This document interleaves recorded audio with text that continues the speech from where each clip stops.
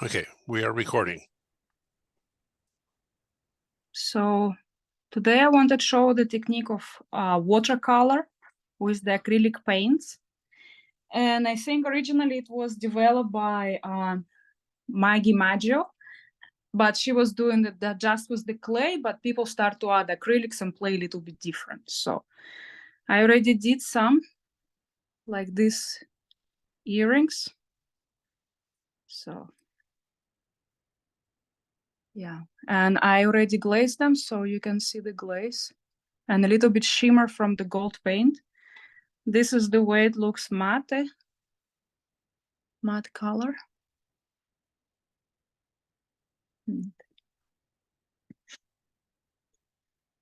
This is another one. Just the little flower and little circles with glaze as well. So the technique is very easy and very creative, and many things you can do with that. So this time I used Deco Art paint. It's acrylic paint, and I have a bunch of different colors, all in the same kind of shade. It's a C shade. So you can see the colors are bluish, turquoise, Laguna, teal mint, and variations of the blue like Calypso blue or the ocean blue. So have like 8, but it doesn't mean I will use them all. So the other thing is to have a brush and the clay. So for this, I'm going to use 2 colors of the clay, black and white. I already ran them through the pasta machine, medium thickness, like maybe 3.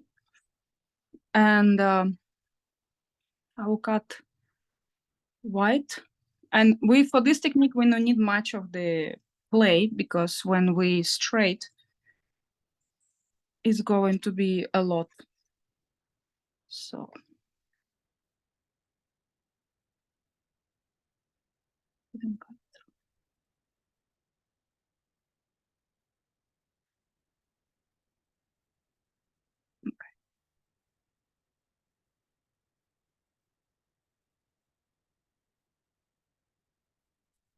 And it doesn't matter when the clay is dirty, white clay, because we're going to paint on it. So if you have dirty white clay, it's a perfect technique to use it. So the thickness is different right now. 3 + 3, it will be thicker. So now I'm going to run through the pasta machine to make it again 3.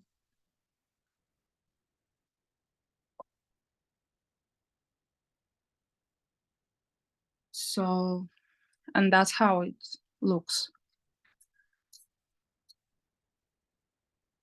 So, I already prepared paint. So I use different colors and I put on them different tiles so it's easy to move. So we have paint and the brush. And we're just going to do the streaks on the white clay. The black clay is simply for contrast. So you will not use it and you will not see it until later. Not some gold.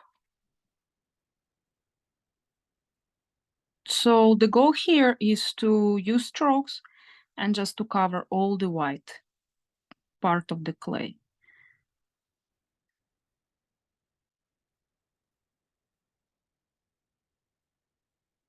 It doesn't matter how the strokes go in, which directions, preferably in one direction, but you can try different directions. They can overlap. You can just paint like this, the edges.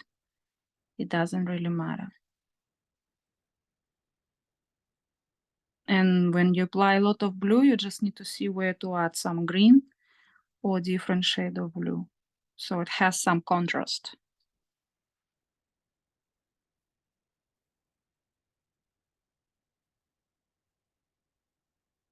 Little this.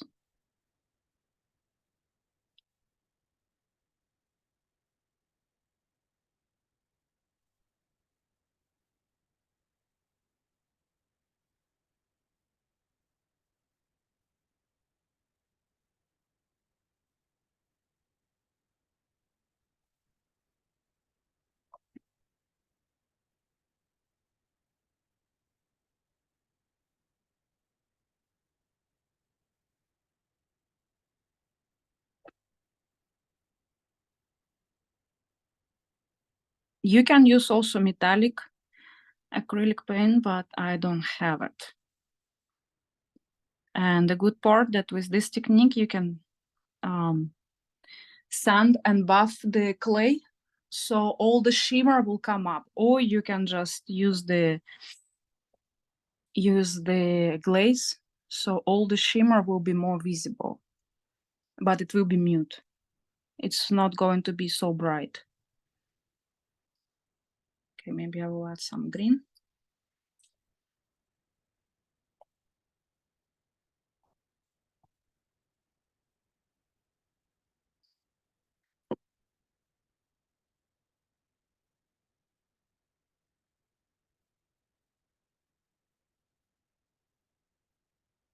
So then after we finish, you can see it's a lot of strokes, thick strokes, and we need to let it dry. So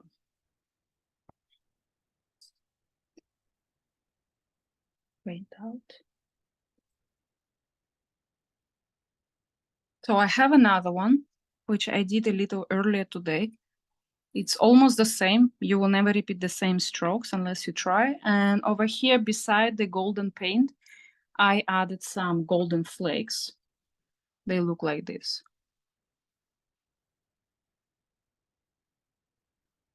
So I'm going to use right now this clay of sheet instead of this one to save us some time.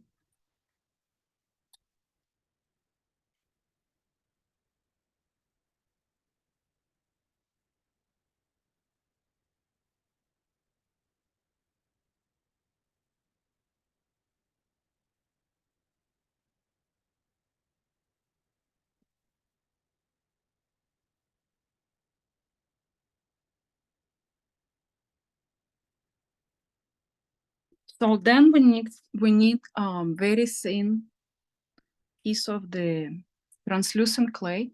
It's not white, it's simple translucent. The white will cover more of the bright colors. And actually for this technique, it's better if you use bright colors, but depends how you want, because this is blue and green, they are pretty bright.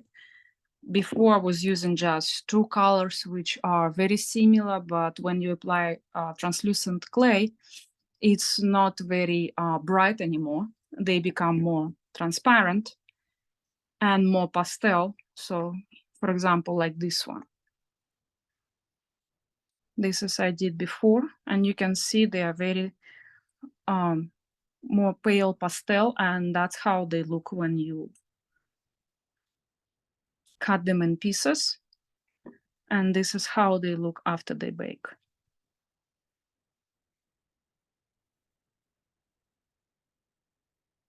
So they will be brighter after bake, but here they still look very pastel.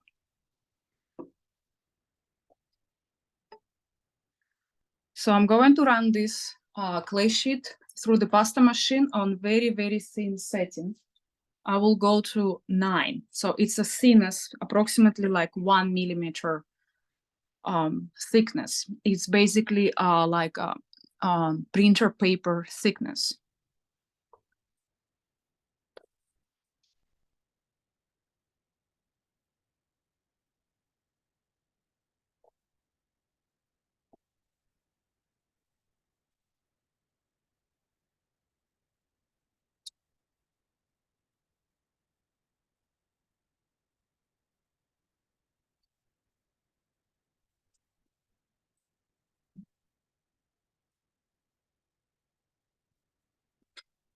So here it is, very, very thin. You can see even my fingers through that. So I'm going still a little bit stretch to make it a little bit thinner and cover this clay sheet with translucent.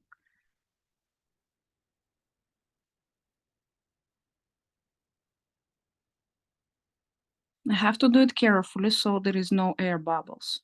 If will be air bubbles, we will remove it, but it's better to avoid it. So fully covered, and the paint is very dry, because it's good to wait like an hour at least, because then if your acrylic strokes are not dry, when you apply translucent clay, it will smudge. So it will be like a little smudge and dirty. So you kind of lose your idea, but still it will be very good after you apply the clay and bake. It will be not that visible. So if it's happened, it's fine. But also the acrylic paint is not very easy when you cover with the clay because it's wet and the clay needs to stick. So the best way is to let it dry. You can use the hair dryer to dry it faster. I turn around, I want to trim a little bit the translucent. And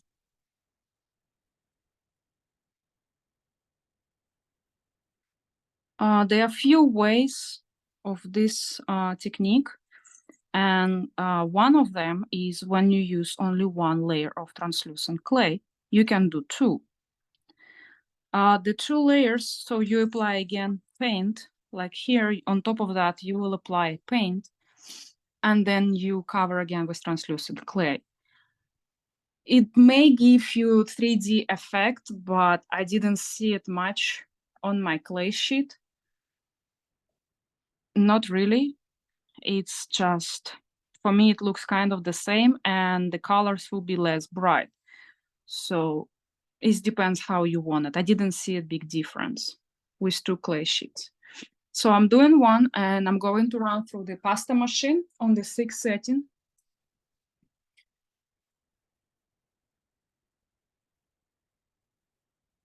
And that's how it looks.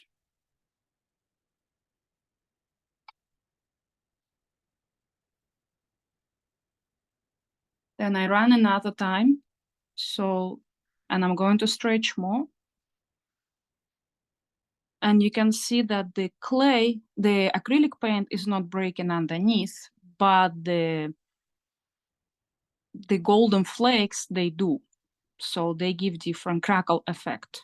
I'm going to again run through the pasta machine and maybe on the thickness to the 7 to make it very, very thin. The way to run through the pasta machine, it will be not like this, it will be this way. So that will stretch the strokes.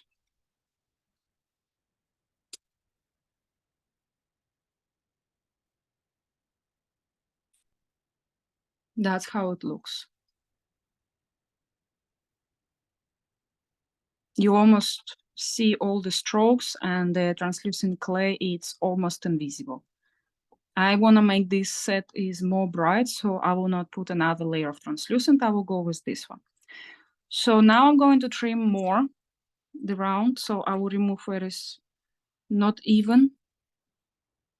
Why I want to do that is just now we're going to break into the pieces, so we will see the black better. If I will not trim it, some pieces will be like this overlapping, but they will not have contrast. And what we need for this technique, it is a contrast.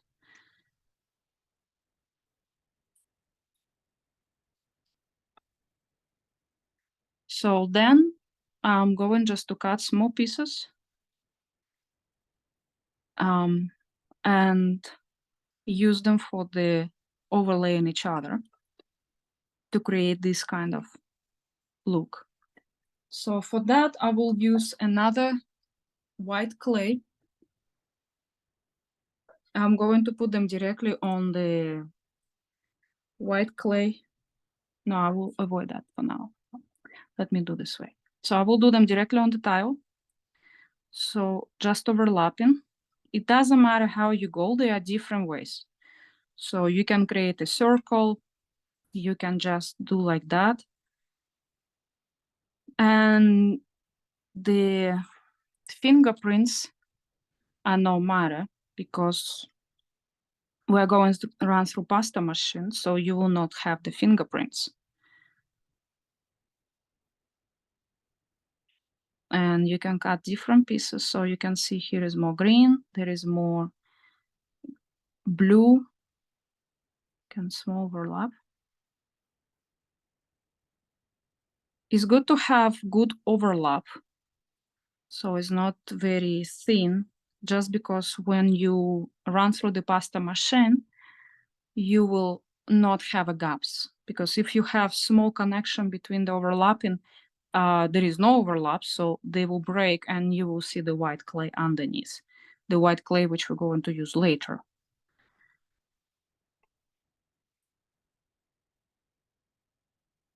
Like this one, I need to cover this.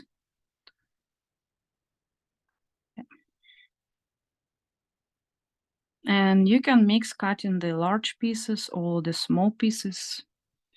It's just going to give you different look, but it doesn't really matter.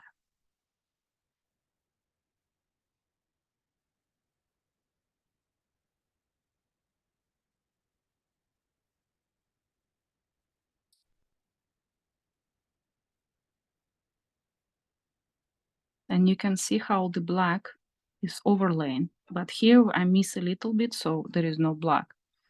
But maybe when we stretch it, we will see it more.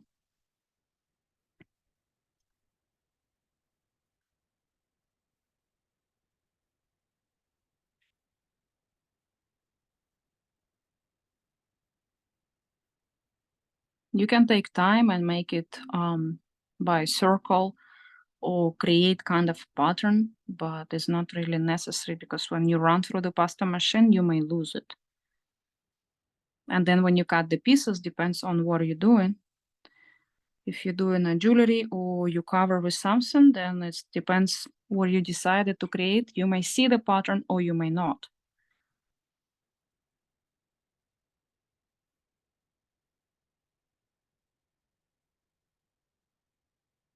So here I'm just overlaying one by one.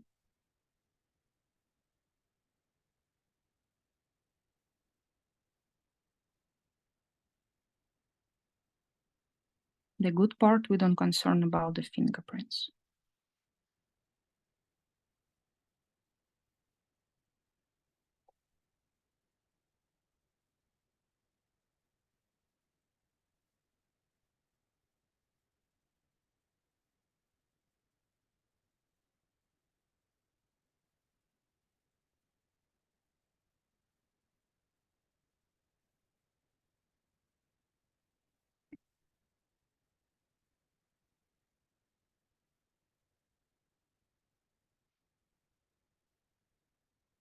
And if I miss somewhere like this tiny dots, you can still see the tile underneath. So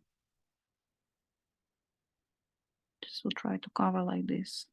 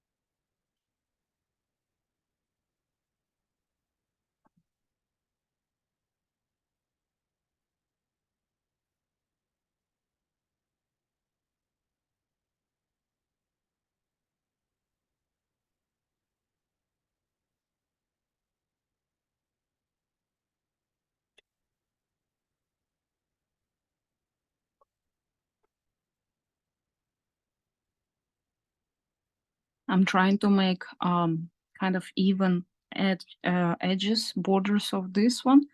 So when I apply to the clay sheet underneath, it will be easy to cut off extra clay.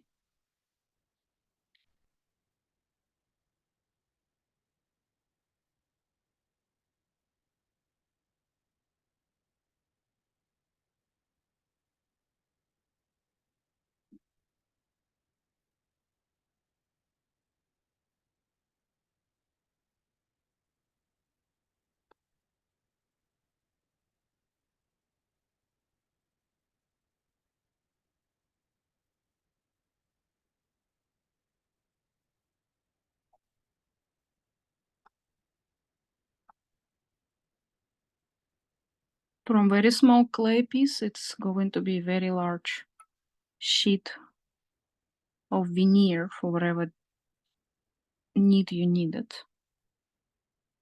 So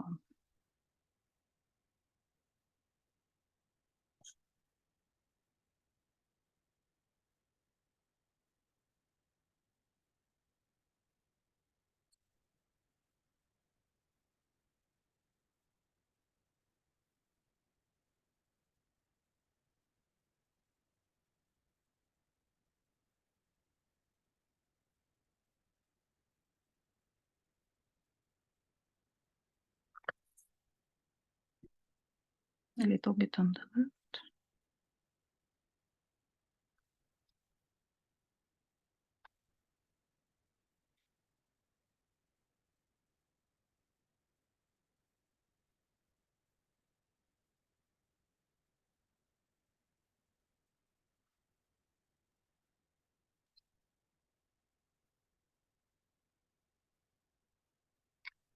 Okay. Still have a little left, but I will let it go. Wow, it's very little. Let me finish this piece.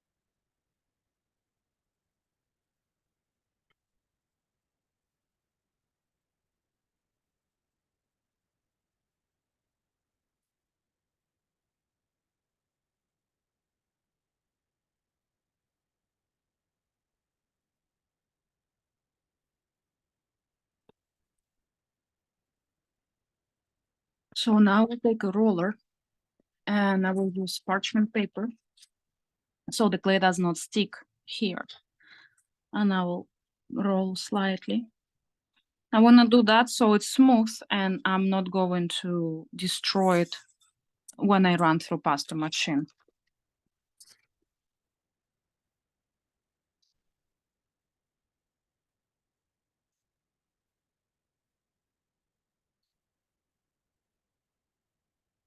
Okay. That's how it looks. And that's how it looks on the back. It's like a patches. So now we'll run through pasta machine. Originally it was thickness 7, but I will start with 3 or 4, and then I will run thinner.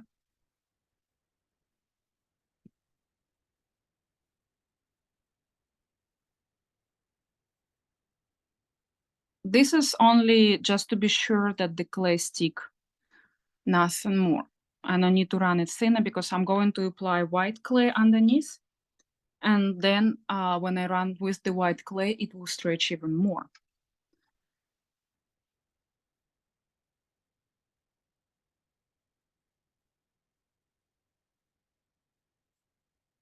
So let me take the white clay.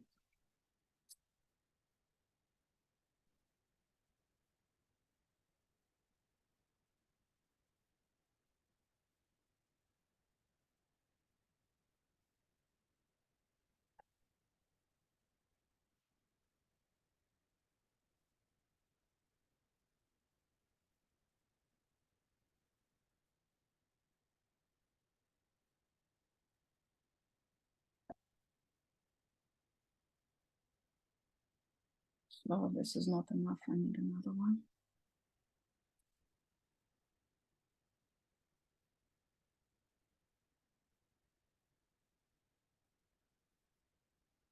So I run this through the very thick setting, which is 1 for me. So then place here.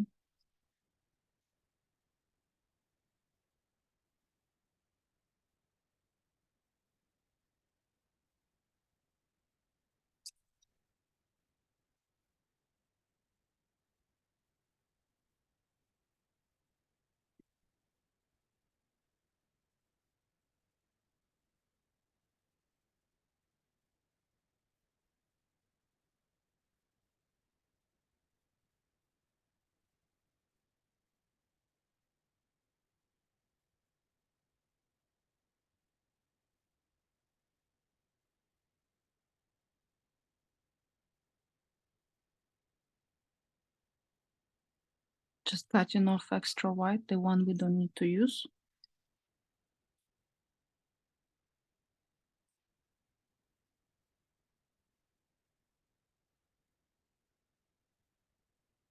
Okay. So now I'm going to run through the pasta machine. As the thickness was 1, I will try to run again through 1 very carefully so it will stretch but will not break or tear.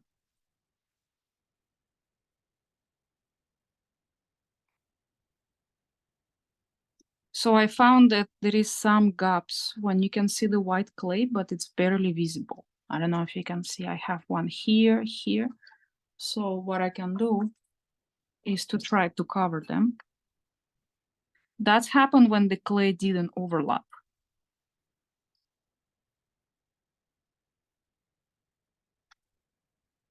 So just using the dot tool, I'm trying to close those gaps. But you can leave it white and it's not really going to look bad.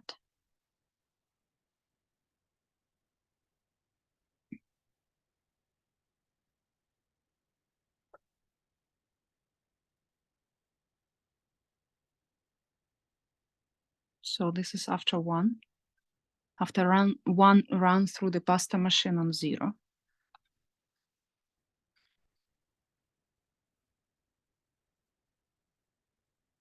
This is 2, and you can see all the clay, it stick well. This is some translucent here, is not a white gap, but even the white gaps, they are very smooth and even.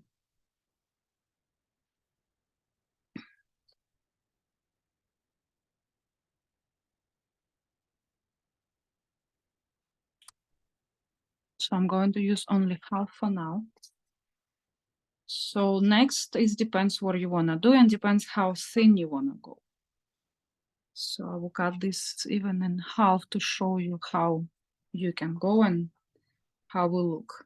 So if it was 1, I will run now through the 2 and 3. And I'm going to use parchment paper to be smooth.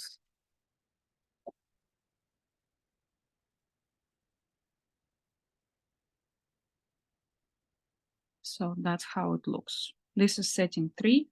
This is how it looks before. It's more smooth.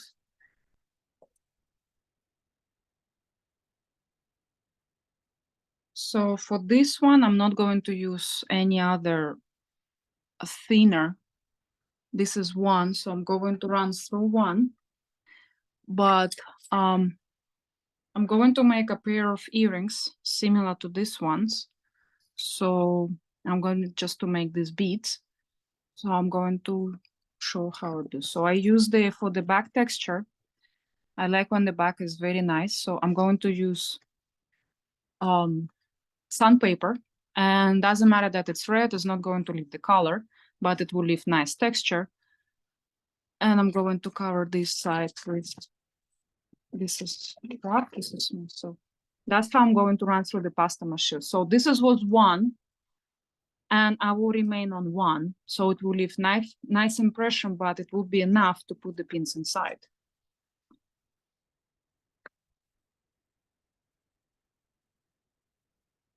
That's how it looks after pasta machine.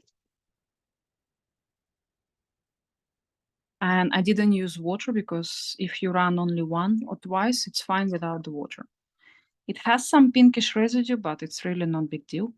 It doesn't bother. And because this has some thickness plus the paper, the clay is thinner and this top is become smooth, you cannot feel anything.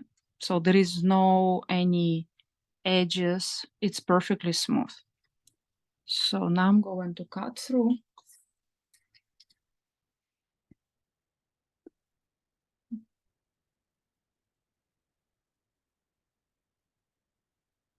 I'm going to use this.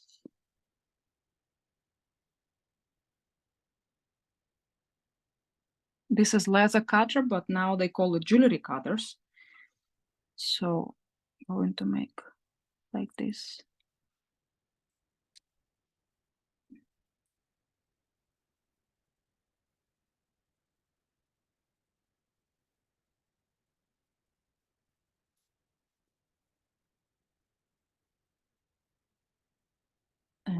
this one.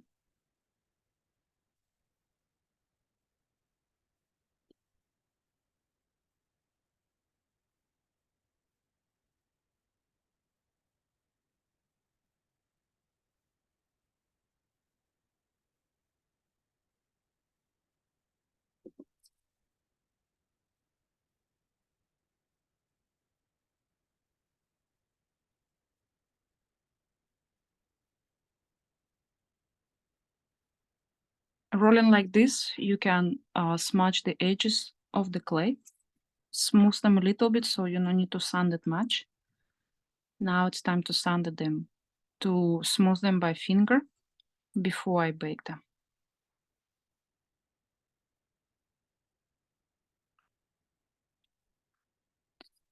So I prefer to insert the pin. I mean, this can look like this.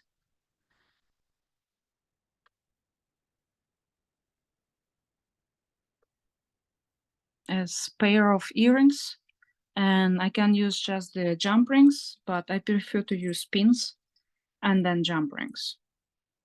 So the earrings are more dangling.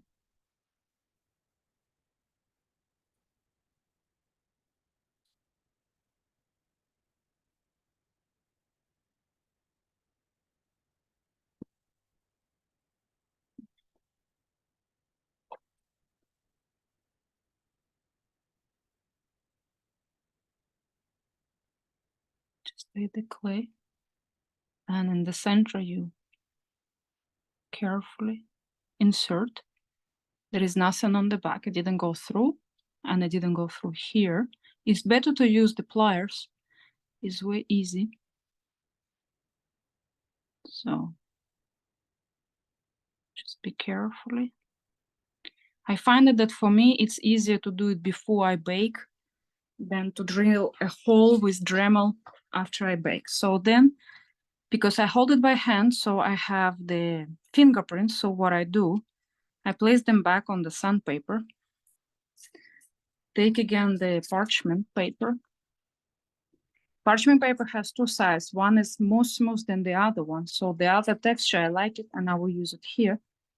And I will run a little bit with the finger. So it will give additional texture, whatever texture was lost on the back, and it will remove my fingerprints.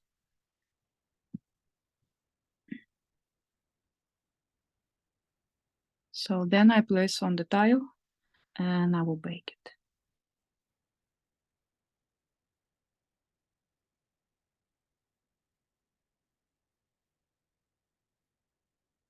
And because I use brighter colors, so this will be a little bit different, a little bit brighter. So that's what you can do, and that's what it is, the watercolor technique on the with the acrylic paint.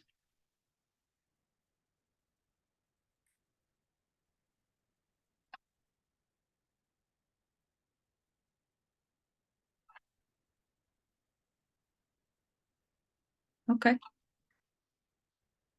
done. Hello.